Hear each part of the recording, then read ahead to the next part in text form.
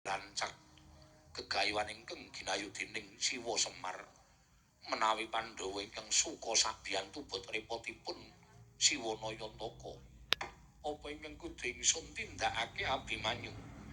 ngendipun Siwa Badranaya paring dawuh badhe rancak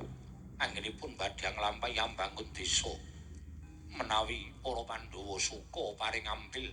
wujuding pustaka Jamus Krimasada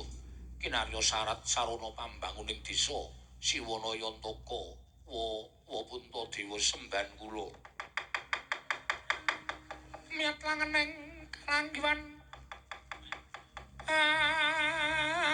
agrar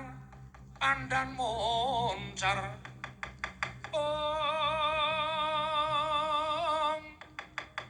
tinon ler kakonang samsara tetan padang